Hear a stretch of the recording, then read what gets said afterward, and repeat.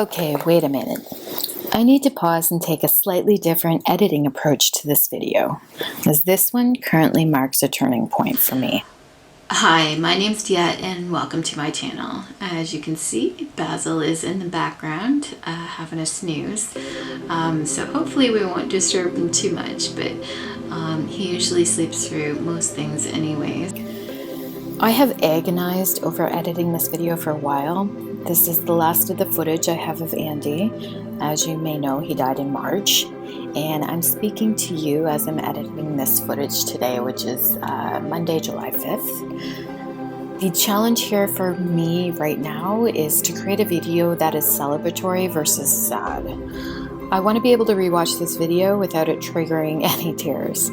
I also want it to be pleasant for you to watch too. So please give me your feedback in the comments. With all that being said, let's move forward. Looking back through my sketches, there has been one that I've been very unhappy with, the image I sketched of Andy. After I inked it, I absolutely hated it, and I thought I ruined it. So I felt like I would benefit from creating a few sketches of Andy from life. Before I did that though, I wanted to try turning each of my cats into characters. I feel like Buddy and Basil were the easier to start with, so I just threw down an idea for each of them. Andy is a black and white tuxedo kitty, so the bow tie seemed a bit of a given, like somewhat cliche, but at least it was a start. He is a hunter. Yes, he did catch a bird once off the balcony and hid it in the house. With this in mind, I made a few sketches. The final one is pretty close to how he looks when he is very grumpy. Because the footage of these sketches didn't turn out so great, I'm just going to show these sketches under the better lighting. So after all this, I felt like I needed to switch gears and try a completely different approach to my art. I went through all the archives of my DSLR since I bought it. I was specifically looking for images of Andy, but this action actually sparked another idea, which was to create an inspiration catalog using all my own photographs. This first image of Andy is something that I would like to create a finished art piece from at some point. I don't know, maybe in a year from now. I'm just not ready yet though, so I also pulled several other photos that sparked my creative interest. Not only did this help with testing out my printer ink, but also provided fuel for the next video. The sketch bothered me enough at the time that I ended up doing this. Looking at it now, as I'm editing the footage, I'm cringing. I'm cringing a bit because it really wasn't that bad. It was a sketch after all, so I will come back to this at some point in time. I thought I would also share with you an excerpt from one of my previous editing sessions. I wanted to experiment with my DSLR lighting and also talking to the camera. I did an entire voiceover on camera as I was editing, but I didn't end up using a lot of that footage in the video anyways, and I thought maybe that I could include some of that here. So I hope you enjoy. I'm going to try and talk to the camera, which I'm trying to check the lighting here. That's actually not too bad. You know what it is? I just put up a white screen on my monitor, and that's the light. That's the only light that's on in this room. And I have my kitchen lights on. And this works. Considering it's 11:30 p.m. So, and you can see the kitties, and I don't know if I can back out a little bit here. Oh, that's as far back as I can get. You can kind of see his ears here. He's watching me on the screen top. So that's so funny. He's so cute. Oh my god, I got these. Here we go. Now you can see his eyes. There you go.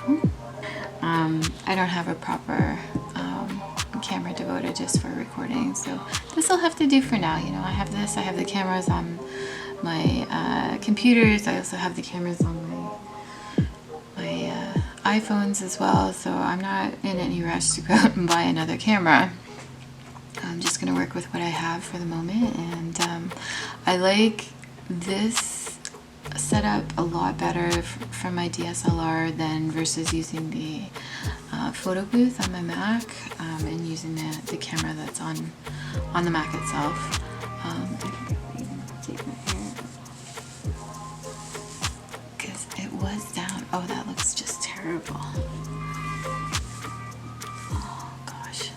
Well, whatever. It is what it is. It's 11:30 at night on a Saturday. So the reason why I wanted to sit here and kind of talk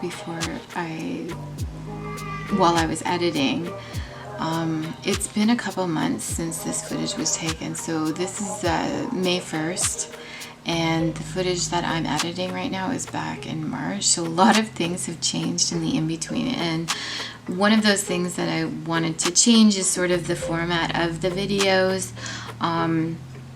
I also am learning how to do editing and working with the video feature of my DSLR.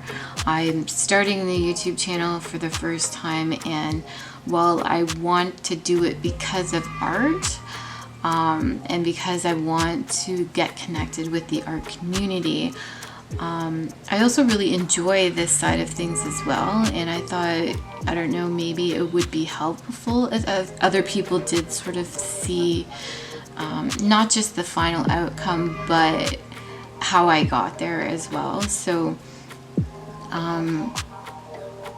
at any rate, as I'm going through this footage, I'm like, oh, I should add this, and I took footage of that, and a lot of things have sort of progressed, and I have a ton of footage that's in a backlog right now. So I thought I would just record myself going through the process of editing this, because I think of saying things while I'm watching the footage, and I thought, well, I should probably get it on camera so that at least I can include it with the final outcome of the video. Hopefully I'm gonna try and make the videos a little slightly more interesting. I do like sort of the aspect of playing some music while you're watching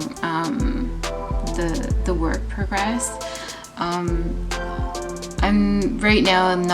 not really as quick as I'd like to be, so a lot of the time that it takes, I can't always sit down in one sitting and do stuff, because I do I work as well, and so I can't always just do everything all in one sitting. So that's why I like to just sort of speed up the process in post editing, because real time it would just take forever, and I don't think anybody would really want to watch that at this stage. I mean, at some point I would like to get to the point where I can just do it like real time, but I'm just not there yet. So at any rate, I just thought I'd kind of update you as to kind of the direction that I want to take,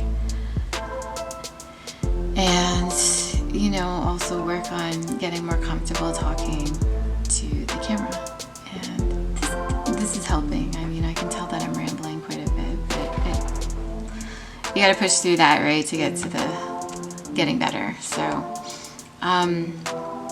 what I did want to say, and I think I did kind of roundabout start to say, was that I do like the way that using the DSLR versus using